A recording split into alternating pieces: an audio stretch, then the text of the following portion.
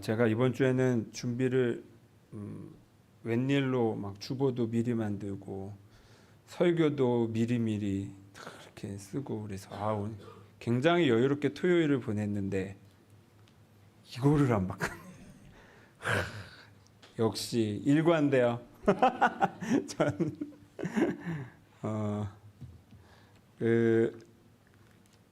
지난주에는 존엄을 지키는 배움이라고 해서 우리가 배우는 과정에 대해서 이렇게 나눴었어요. 그래서 제가 말씀드렸던 게 살면서 스승은 필요해. 그렇잖아요. 또 스승까지는 아니어도 도움을 우리가 안 받고는 살 수가 없어요. 당장은 아기들이 부모나 양육자의 도움 없이는 살아남을 수가 없듯이 또 우리가 성인이 되어서 살아도 내가 내 능력껏 사는 것 같지만 아니요, 보이지 않는 많은 부분에서 내가 알든 모르든 많은 도움들이 있었고 그 덕에 사는 거고, 그래서 그렇게 도움을 주는 존재 혹은 스승의 존재 또 우리 영적으로 이끌어주는 존재가 필요한 건 맞아요. 그런데 기억해야 되는 건 사람으로서의 스승 또 사람 도와주는 누군가 나를 도와준 그 사람인 이상은 완전하지 못하다는 것을 기억하는 거. 바꿔서 말하면 그도 실수할 수 있고 그도 아직 다 아는 게 아닐 수도 있다는 거. 근데 내가 도움을 받거나 아니면 내가 성숙해가는 과정에서 어느 순간에는 스승을 넘어서는 성숙이 일어날 때가 있어요.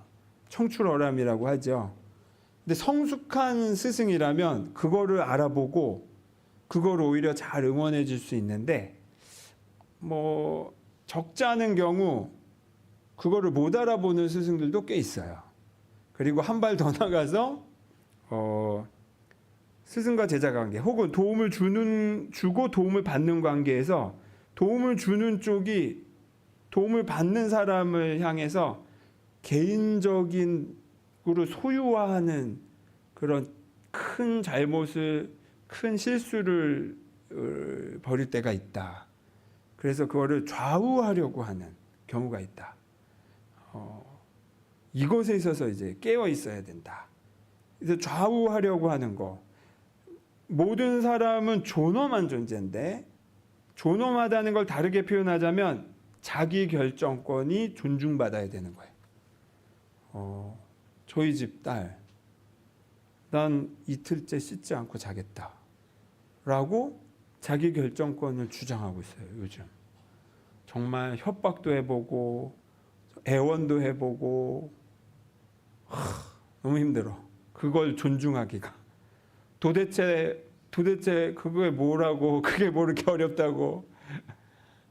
그거를 요즘 또 아주 생생하게 요즘 또 배우고 있어요.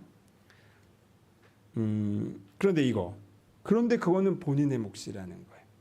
그게 잘못된 거라 할지라도 결국에 후회할 게 뻔한데라고 할지라도 내가 대신 선택할 수 없다는 것을 기억하는 거.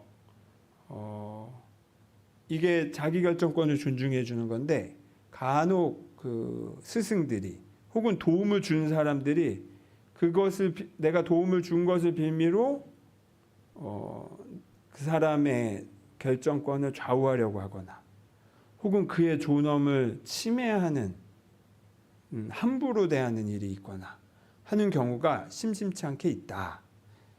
근데 굳이 이런 얘기를 하는 이유는 신앙생활하는 데 있어서 특히 종교에서는 이런 거를 굉장히 조심하지 않으면 바로 교주와 그 광신도의 그 놀이로 빠지기 쉽기 때문에 제가 이 부분을 굳이 짚는 거예요. 그 이제 대표적인 예들이 이제 JMS 정명석 같은 사람들인 거죠. 교단 이름은 뭐지? 무슨 복음 선교회예요. 기독교 복음 선교회인가 그래요. 그 이름만으로는 누가 어떻게 구분을 해요. 근데 이런 잘못된. 근데 여러분 그 기독교 사이비들 보면 그거 다 어디서 배운 겁니까? 기존 정통 기독교 교회들이 하고 있는 잘못들 중에 나쁜 것들만 골라서 모아서 한 게 그거예요. 결국 다 어디서 배운 거냐면 기존 교회에서 배운 것들이에요. 그거는 진짜 반성해야 돼요. 우리 교회도 그런 면들이 있을 수 있다는 거죠. 그래서 이런 것에 이제 섬세하게 깨어 있을 필요가 있습니다. 그래서 꼭 그런 무슨 착취의 관계가 아니라도 어느 때에 제자된 자리에서 혹은 내가 도움을 받는 자리에서 이렇게 내가 도움을 받은 일과 그리고 내 존엄을 지키는 일은 분리해서 생각해야 된다. 그래서 부당한 요구가 왔을 때 그것을 정중하지만 단호하게 거절할 줄도 아셔야 된다. 그리고 또 그런 어떤 갈등 관계가 아니라고 해도 내 배움의 여정에 있어서 이제 나는 이 다음을 향해 가야 되는 때가 됐구나 라는 때가 올 수 있어요. 그때는 신중하게 자신의 그 멘토 혹은 목사님 혹은 스승과 신중하게 대화를 나눠보신 다음에 그러고도 분명하다면 그때는 감사하면서 축복하면서 잘 헤어질 필요도 있다. 이제 저는 신학생으로서 이제 고향교회에서만 크다가 그러니까 저는 그 교회에서만 어려서부터 크다 보니까 이 교회에서 경험한 게 전부인 거예요. 근데 이제 내가 앞으로 목사로서 살려면 다양한 사람들과 다양한 환경을 만날 텐데 계속 여기서만 있어서는 어쩌면 내가 좀 시야가 좁아질 수도 있겠구나. 그 교회가 한계가 있다라기보다 물론 또 한편으로는 또 내 신앙생활에 있어서 답이 잘 안 되는 것들이 있었어요. 그래서 오래 고민하다가 목사님께 이제 말씀을 드리고 그 당시 목사님께 한번 상의를 한 적이 있었는데 이제 그 상의의 결과는 여기 있어라여서 있었죠. 그런데도 답이 안 풀려서 그 다음에는 오래 고민한 끝에 제가 목사님께 정중하게 통보를 했죠. 제가 좀 배워야겠습니다. 그리고 그때 선택에 대해서 잘했다고 생각을 해요. 어쩌면 우리한테 사실 이렇게 신앙생활의 문화는 좀 한 교회에서 쭉 하는 문화가 우리에게 익숙하다 보니까 이렇게 좀 떠났다가 온다든가 교회를 떠난다는 것에 대해서 우리가 사실 그거를 좀 불경하게 여기는 면이 있어요. 제일 좋은 건 필요하면 떠났다가 다시 와서 기여하는 거예요. 내가 배운 거를 다른 데서 배운 거를 내 기회가 된다면 돌아와서 다시 기여하는 거예요. 제가 지금 그런 거지 않습니까? 저기 목회 안 하려고 저쪽 갔다가 다시 왔잖아요. 근데 이제 그건 여러분의 인연 따라 하시면 되고 중요한 건 신앙생활은 의리를 지키는 게 아니다. 의리 지키려고 신앙생활하는 것만큼 불행한 건 없다고 생각해요. 신앙생활은 매 순간 새롭게 하나님을 만나서 매 순간이 정말 놀라운 신비여서 다음이 기다려지는 그리고 너무 평안하고 감사한 이 상태가 돼야 된다. 만약에 아무리 노력해도 그 상태가 아니라면 한번 처음부터 재고해 볼 필요가 있어요. 그리고 만약에 여러분이 그런 상황이라고 저도 판단된다면 기꺼이 여러분을 응원하면서 더 넓은 데로 다녀오시라고 저는 그렇게 권할 거예요. 왜냐하면 그게 더 중요하니까. 그리고 그렇다면 여러분은 그 더 큰 것을 경험하고 나서는 돌아와서 기여하거나 혹은 여러분의 삶의 자리에서 더 크게 기여할 거예요. 이렇게 선순환이 될 필요가 있어요. 오늘은 또 그거와 이어서 지금 제자된 도리에 대한 이야기를 나눈 거예요.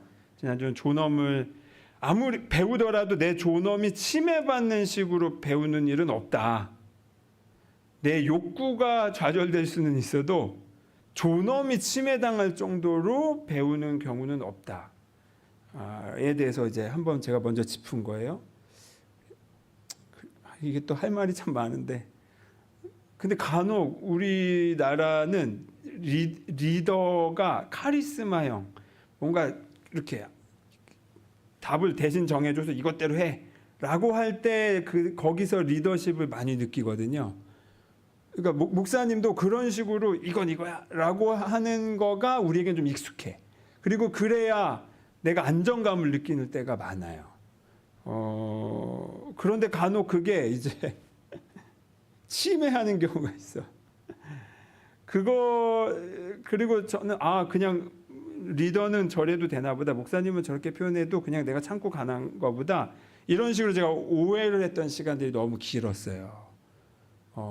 제가 그래서 오래 이 주제에 대해서 고민을 했거든요. 이래도 보고 저래도 보고, 이런 사람도 만나보고 저런 사람도 만나보고, 결론은 진짜로 제대로 된 리더는 자기가 다 알매도 불구하고 함부로 침해하지 않더라고요. 이게 저의 결론이에요. 함부로 그 사람이 실수하는 선택까지도 함부로 윽박질러서 그거를 돌려놓지는 않더라고요. 그거는 방치가 아니라 그게 사랑의 한 표현이에요. 그런 차원에서 앞서 지난주 얘기를 나눴고, 또 하나 오늘 나누려고 하는 건 내어 맡김에 대한 겁니다. 내어 맡김. 우리가 배움의 자세에서 진짜 중요한 것 중에 하나가 이 내어 맡김, 순종이에요. 그러니까 따르는 거죠. 순수히 따른다 뜻이에요. 순종 자체가. 좀 풀어서 표현한 게 이제 내어 맡김이고, 여기에서는 내 의지가 들어가는 거예요. 어쩔 수 없어서 하는 게 아니라 내가 원해서 따르는 거예요. 여기서도 주체성은 나에게 있는 거예요. 내가 선택한 따름인 거예요. 억지로가 아니라. 그리고 천주교에서는 이제 순복, 순명 이런 단어들로 자주 사용해요. 근데 이제 여러분 신앙생활하면서 순종이라는 단어는 많이 들어보셨잖아요. 그리고 그 가치에 대해서도 여러분 아마 잘 아실 거예요. 근데 우리 점검하는 차원에서 이 주제를 나눠봤으면 하는데, 앞서 말했듯이 저는 순종을 어떻게 이해했냐면, 어린 시절에는 싫어도 억지로 하는 거, 이제 이런 식으로 이해했어요. 왜냐면 일단 순종이라는 말이 나오는 상황 자체가 내가 하기 싫은 상황이에요. 그러니까 순종하라는 말을 근데 교회에서 자꾸 하니까, 이거는 하기 싫어도 해라는 뜻인가 보다. 어린 마음에 그 초딩으로는 그렇게 이해를 한 거죠. 하기 싫은데 억지로 하는 게 순종, 이런 식으로. 그런데 이제 나중에 머리가 크고 제가 이 순종을 악용하는 지도자들이 있구나. 그걸 순수한 그 착함을 가스라이팅하는 도구로 사용을 해버리는 그런 목사님들도 있구나. 그런 사이비 교주들이 있구나. 또 그런 직장 상사들이 있구나. 이걸 이제 제가 객관적으로 깨달은 다음부터는 이제 함부로 순종하지 않는 그런 시간들을 또 보냈죠. 그래서 그때 당시에는 순종이란 말을 교회에서 들으면 되게 불편했어요. 하기 싫은 거, 부당한 거를 강제로 하라고 하는 이 지배자의 언어구나, 순종은. 지배자들이 자기 합리화를 위해, 조종하기 위해 쓰는 가스라이팅의 단어가 순종 아니야? 이런 식으로 생각한 거죠. 그리고 실제로 그렇게 악용된 경우가 또 많았고, 그래서 무신론자, 특히 그 칼 마르크스, 이 공산주의를 만든 칼 마르크스가 종교를 아편이다, 마약이다라고 말한 거, 저는 100번 이해가 돼요. 마약에 취하게 해서 가스라이팅해서 자기 멋대로 이렇게 지배자들이 끌고 가려고 할 때 종교를 이용하는 거, 그거 맞아. 그 현상이 맞아. 지금도 그렇잖아요. 우리나라만 해도 지도자들이 무당과 결탁돼 있거나 아니면 심지어 이 종교 저 종교의 다양한 지도자들과 동시에 결탁돼 있는 경우가 지금도 또 드러나고 있잖아요. 그러니까 굉장히 성격이 묘해요. 정치와 종교에 있어서 이게 접점이 너무 많아. 그래서 정말 깨어 있어야 돼요. 그런데 그러면 성경이 이런 뜻에서 순종을 말하는 걸까? 그건 아니겠죠. 그래서 이 순종이라는 단어를 우리가 어떤 경우는 이 단어 자체는 참 좋은 단어인데 옛날에 저처럼 이 순종이라는 단어를 오염해서 왜곡해서 이해하면 또 뉘앙스가 오해할 수도 있는데 그냥 같은 말을 뭐 조삼모사예요. 그냥 순종이란 말은 내어맡김이라는 단어로 바꿔서 표현해 보면 또 뭔가 색다르게 다가오는 게 있잖아요. 그래서 내어맡김이라는 단어로 제가 바꿔서 표현해 보겠습니다. 순종이란 말이 잘못됐다는 뜻이 아니라 이 성경이 왜 내어맡겨야 되는가를 전도서가 오늘 읽은 내용이 그냥 단적으로 말해주고 있어요. 단적으로. 제가 세번역 성경으로 읽어드릴게요. 전도서 8장 16, 17절. 내가 마음을 다하여 지혜가 무엇인지를 알고자 하였을 때에 그리고 땅 위에서 밤낮 쉬지도 않고 수고하는 사람의 수고를 살펴보았을 때에 하나님이 하시는 모든 일들을 두고서 나는 깨달은 바가 있다. 그러니까 내가 나름 다 살펴봤다는 거예요. 땅 위에서 밤낮 쉬지 않고 수고하고 여러 경우와 또 지혜가 무엇인지를 막 내가 다 해보고 나서 하나님이 하시는 일들을 이 세상에서 일어나는 일들을 두고 봤더니 내가 깨달은 게 있다. 그 다음 구절 읽어드릴게요. 그것은 아무도 이 세상에서 이루어지는 일을 이해할 수 없다는 것이다. 그 뜻을 찾아보려고 아무리 애를 써도 하나님은 그 뜻을 찾지 못한다. 혹 지혜 있는 사람이 안다고 주장할지라도 모르지만 그 사람은 정말 그 뜻을 알 수는 없는 것이다. 요즘 지혜서를 우리가 읽고 있는데 이제 전도서를 맨 마지막에 읽을 거예요. 아직 안 읽었는데 지금 전도서는 산전수전 공중전 다 겪고 나서 이래도 보고 잠언의 지혜대로도 해보고 또 그 반대로도 해보고 다 해봤는데 그러고 나서 하는 말인 거예요. 그냥 깨꼬리처럼 그냥 들은 거 카더라로 말하는 게 아니라 정말 자기가 다 경험해보고 하는 말이 결론이 뭐냐면 알 수 없다. 이걸 다 알 수가 없네. 나도 몰라. 이게 내가 할 수 있는 최선이야. 요게 바로 우리가 내어맡김의 가장 중요한 이유예요. 근데 다만 저는 여기서 하나 더 덧붙이고 싶어요. 알 수 없다라는 거가 그러면 우리가 알 수 없기 때문에 그러면 바로 불안으로 들어가거든요. 우리는 그렇잖아요.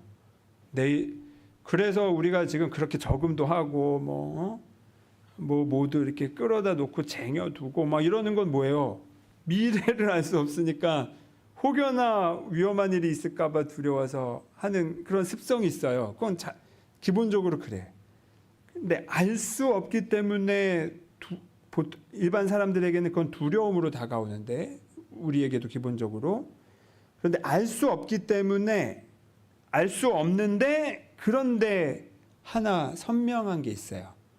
오늘 읽은 성경에서는 나오지 않았지만 그게 뭐냐면 근데 하나님은 결국 우리를 사랑으로 이끄신다. 요거예요. 우리가 벌어지는 일들이 뭔지는 다 알 수가 없는데 그게 무슨 상황으로 벌어지든 간에 종국에는 하나님의 사랑이야. 우리는 거기서 벗어날 수 없고 하나님이 우리를 사랑으로 돌보셔. 이 두 개가 이제 겹치는 거예요. 그러면 알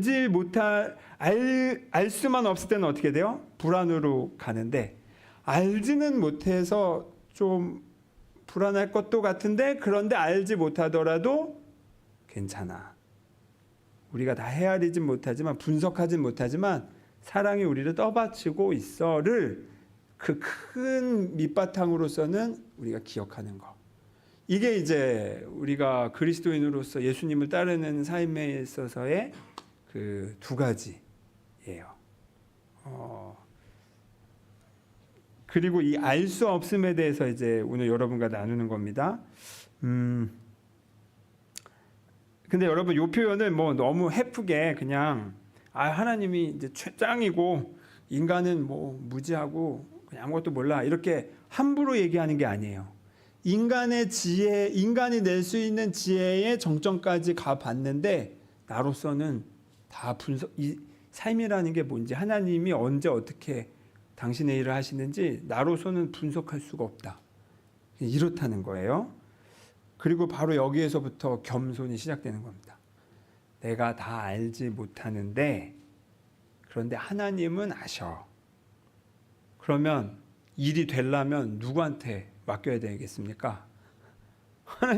하나님한테 맡겨야지. 아는 사람한테 맡겨야 일이 될 거 아닙니까? 근데 여전히 내가 그 과정은 다 이해 못해. 이해 못하지만 하나님이 이끌어 가심을 늘 마음에 그 초점을 놓치지 않는 거. 이게 결국 신앙생활이에요. 그래서 우리 잠언 3장 7절에 스스로 지혜롭다 여기지 말고 주님을 경외하며 악을 멀리하여라. 여기서 스스로 지혜롭다 여기지 말라는 건 내가 다 알아. 나는 다 분석해. 삶은 이거고 저거야. 라고 이제 평론가가 돼서 이렇게 말하기를 멈추라는 거예요. 그러니까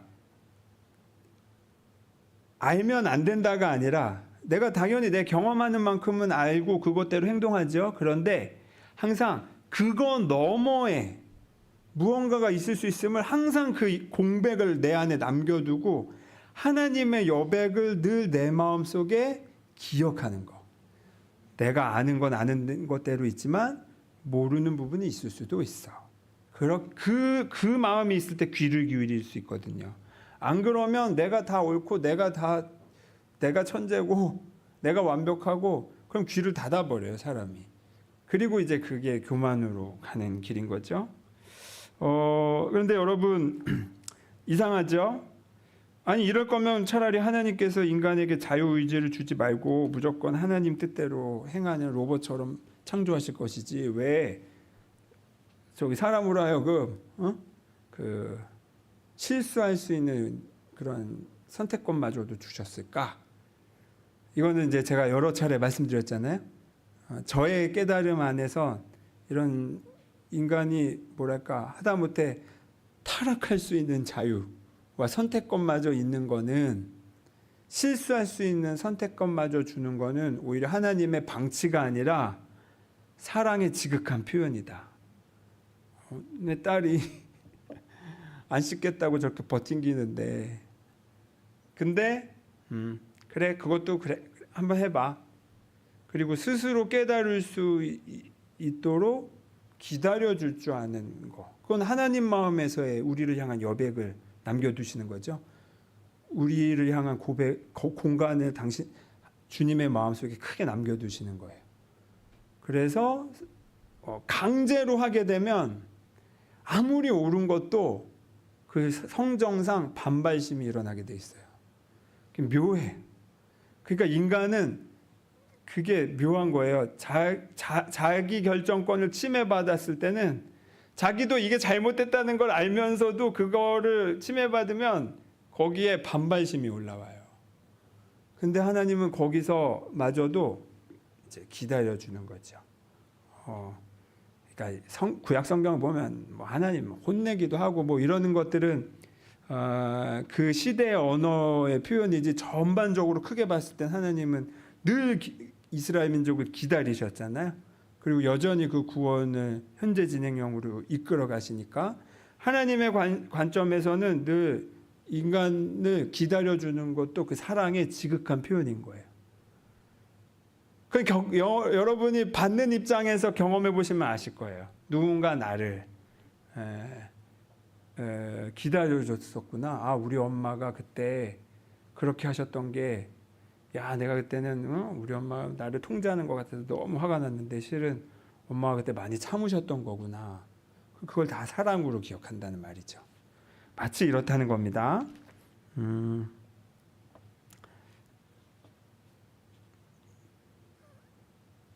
그리고 결국에는 그래서 내가 다 알지 못한다. 그러면 어떻게 해야 되냐면 하나님께 내어 맡긴다. 그거를 이제 요한복음 16장 13절에서는 이렇게 표현하세요. 그 성령, 그러니까 거룩한 영 하나님을, 성령 하나님이 우리에게 가르쳐 주신다. 이렇게 표현하세요. 그러나 그분 곧 진리의 영이 오시면 그가 너희를 모든 진리 가운데로 인도하실 것이다. 그는 자기 마음대로 말씀하지 않으시고 듣는 것만 일러주실 것이요. 성부 하나님께로부터 듣는 거를 일러주신다. 이제 이런 식으로 이해하시면 돼요. 앞으로 올 일들을 너희에게 알려주실 것이다. 살면서 내가 아는 대로 우리는 항상 최선을 다해서 하죠. 그런데 그러다가 잘 되면 이제 내 자신감이 붙지만 막힐 때가 있어요. 실패할 때가 있단 말이에요. 무너질 때가 있어요. 그게 건강의 문제로 오든 아니면 사업의 실패로 오든 경제적인 어떤 어려움으로 오든 혹은 내가 사랑하는 사람과의 이별이라는 식으로 상실감으로 오든 간에 내가 알고 최선을 다하고 이렇게 하면 됐지라고 했던 게 내가 원치 않는데 강제적으로 그게 막혔을 때 그때 비로소 그제서야 우리가 겸손을 배우죠. 뭐야, 내가 아는 걸로 다 안 되네? 그리고 그동안 그 자의식이 강한 사람들은 그런 실패를 경험했을 때 더 타격을 크게 입어요. 진짜 정말 죽고 싶을 만큼의 충격을 받죠. 그런데 그때가 바로 비로소 하나님이 하시는 일을 우리가 귀 기울여 듣는 때다. 하나님이 그때 비로소 보여주신다. 그리고 이거예요. 내가 아는 영역에서 해결되는 영역이 있지만 우리가 알지 못하는 너무 많은 영역에서 이미 하나님이 알아서 진행해 주시는, 해결해 주시는, 또 청소해 주시기도 하는 영역이 있다. 그렇잖아요, 여러분. 집 청소를 하더라도 간단한 청소들이야 정리야 내가 하지만 진짜 막 전문가들을 요하는 청소가 필요할 때가 있잖아요. 그건 맡기는 거예요. 뭐 그걸 어쩌고 저쩌고 하지 말고 그냥 맡기면 돼요. 그러니까 성령께 그 부분은 맡긴다. 이런 마음. 그리고 그 성령의 뜻 안에서 내가 할 부분을 나는 한다. 그런데 항상 내가 하더라도 내 뜻대로 안 될 때 그거는 하나님이 하시는 영역이 무언가 있을 수 있겠구나 하고 한 발 물러설 때도 필요하다는 거. 그래서 저는 이게 사실 크게 신앙적으로 크게 고민됐어요. 아니, 언제 내가 순종해야 되는 거고 언제 내가 하나님이 주신 내 안의 존엄함, 자기결정권을 주장해야 될 때와 순종해야 될 때, 저는 이게 구분이 좀 힘들었어요. 근데 여러분 결과적으로는 뭐냐면 순종이에요. 내어 맡김이에요. 내어 맡김이 결국에는 큰 건데, 그런데 경험상 우리의 성숙의 그 순서상에는 먼저 나의 존엄함을 깨닫는 게 먼저예요. 제가 그래서 지난주에 그 설교를 먼저 한 이유도 그래서예요. 우리가 하나님 자녀로서 누구도 침해할 수 없는 존엄함이 나에게 있다. 그리고 내 안에 자기결정권을 하나님께서 주셨다. 나는 그 정도로 소중한 존재다가 바탕이 된 다음에 그 위에서 내어 맡김을 배워야 돼요. 근데 제가 잘못 배운 게 뭐냐면 그러니까 이거예요. 그 전에 아이들이 그 갓난아기가 성장 과정에서, 발달 과정에서 아기들이 항상 이거 내 거야 하고 이런 시기가 있잖아요. 그 시기가 꼭 필요해요. 내 거야. 비로소 자아 개념이 그때 경계가 생기는 때고, 아, 이게 내 거고 이게 저 사람 거고, 이런 세계가 분리되는 거를 우선은 건강하게 인식을 할 필요가 있어요. 그리고 그 다음에, 그런데 내가 소중하다면 저 사람도 소중한, 저 사람 입장에서 저 사람도 소중한 건데, 그러면 서로 그걸 조율해야 되는구나. 배우는 게 그 다음 단계인 거죠. 그런데 제가 이제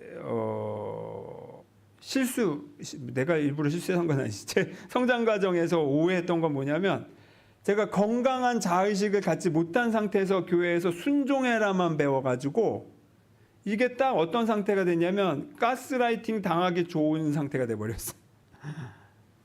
그리고 이런 기독교인들이 굉장히 많아요. 솔직히 저는 이거 심각한 문제라고 생각해요. 그래서 사리 분별이 안 되는 기독교인들이 너무 많아요.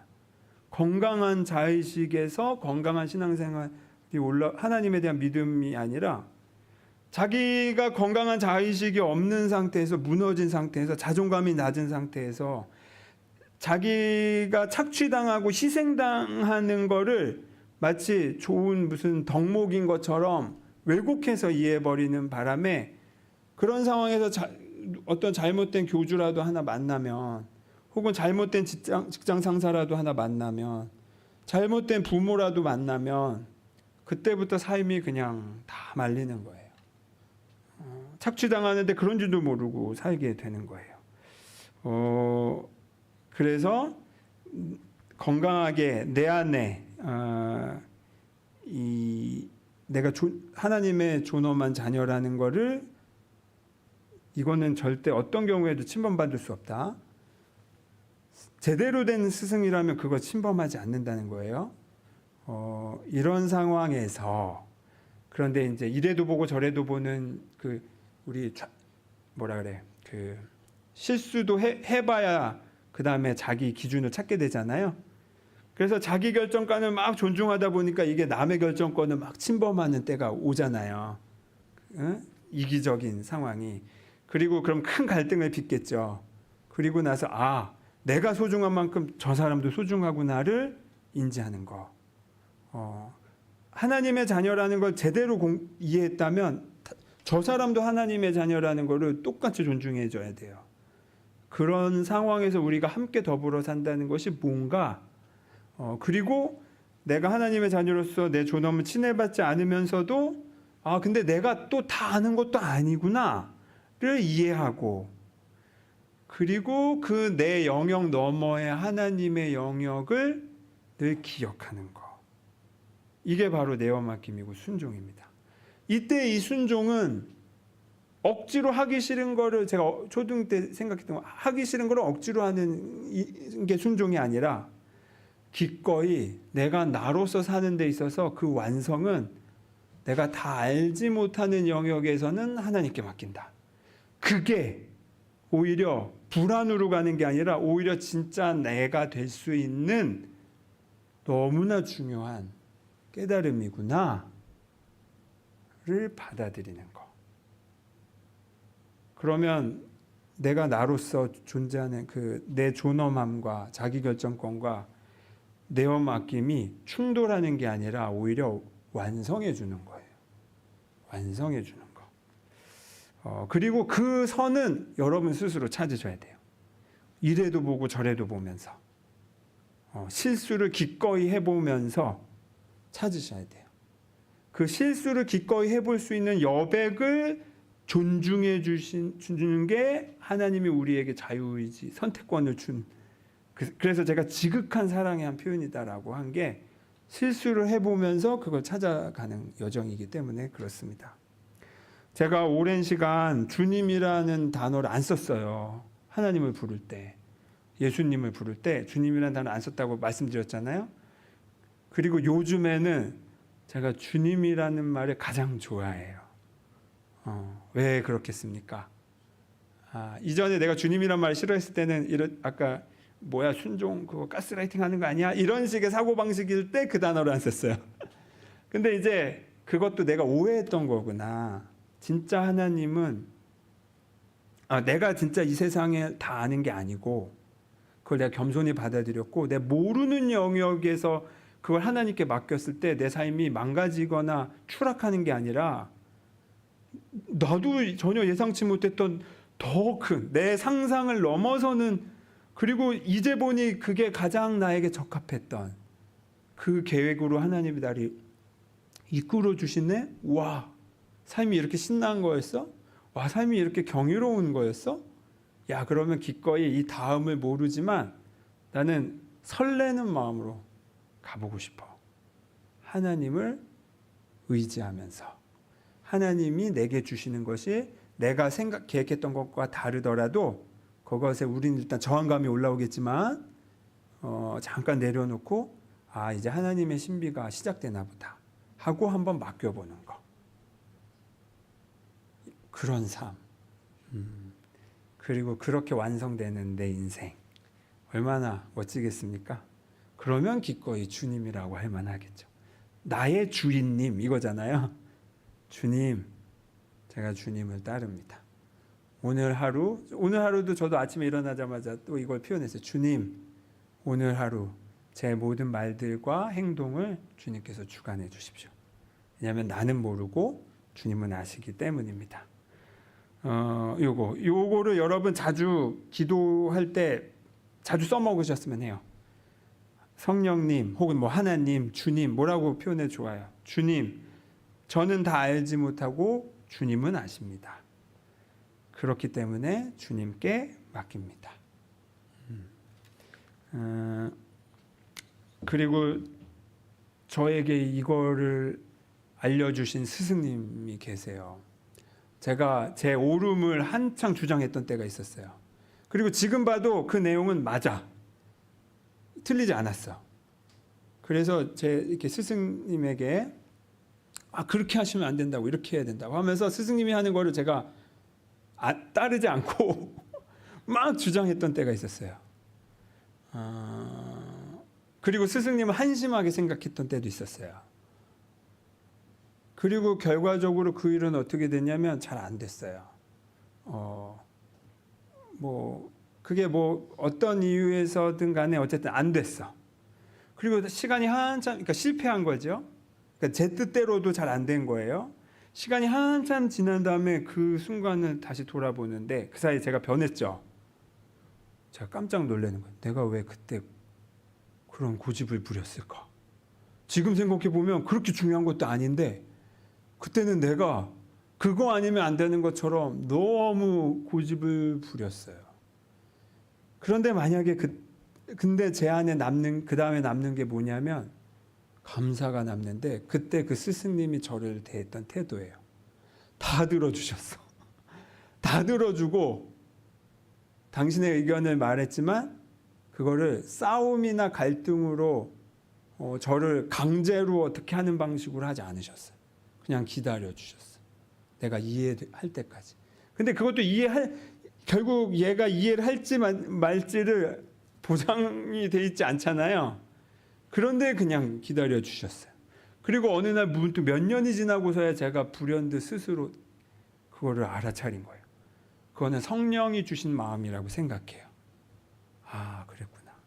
그리고 스승님은 그때 그런 고집스러웠던 나를 기다려 주셨던 거구나. 그러니까 더 큰 감사가 올라오고 지금은 이제 내가 여전히 주체적인 자리에서 기꺼이 그분의 말을 귀 기울여 듣고 있어요. 순종이란 이런 겁니다. 내 존엄이 침해받지 않았는데 기꺼이 내가 그렇게 하고 싶은 마음. 그리고 내가 다 알지 못함을 받아들인 그 겸손. 거기서 내가 다 알지 못하기 때문에 불안한 게 아니라 다 알지 못하기 때문에 더 신나는 삶이 시작된다. 내어 맡김의 이 신비를 여러분 일상에서 매 순간순간 그렇게 경험해 보시면 좋겠습니다. 기도하겠습니다.